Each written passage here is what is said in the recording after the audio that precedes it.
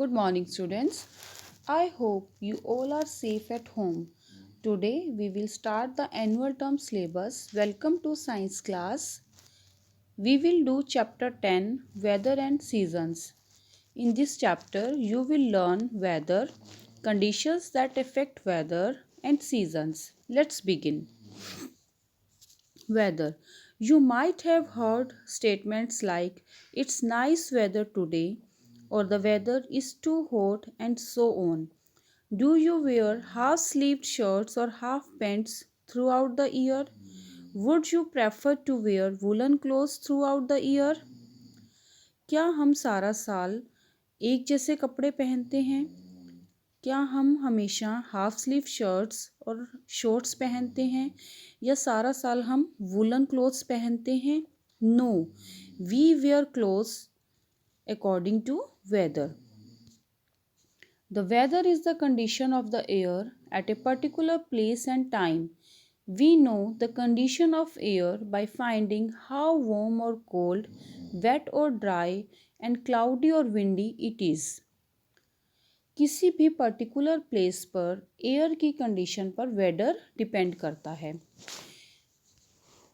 Now the next topic is conditions that affect weather. कौन कौन सी conditions हैं जो वेदर को इफ़ेक्ट करती हैं? Many conditions together decide the weather at a particular time. Weather changes from hour to hour and day to day. The following things affect the weather. And the first is sun. Weather depends mainly on the appearance of the sun. We get heat from the sun. The position of the sun decides if it is going to be a hot day or a cold day. During midday, the sun is directly overhead and the sun rays fall straight on the earth, making it the hottest time of the day. The mornings and evenings are cooler because sun rays fall slanting at these times.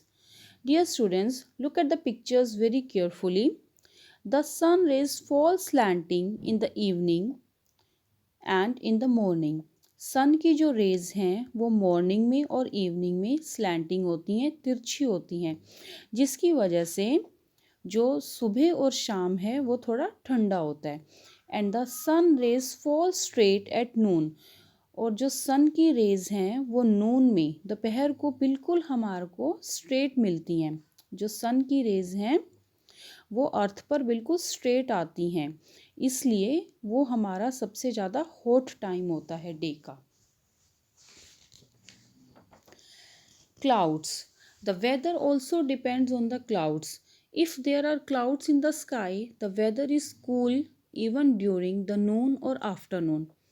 It is because the clouds do not allow the sun rays to reach us. The clouds may also bring rain and make the weather cooler.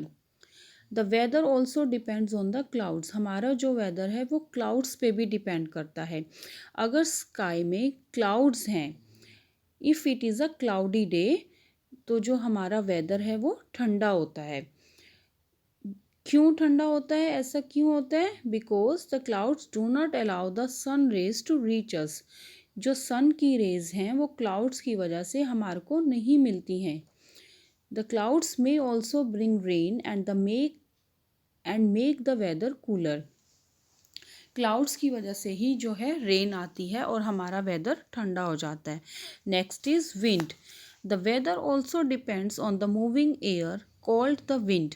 Gentle moving air is called breeze while strong moving air is called storm.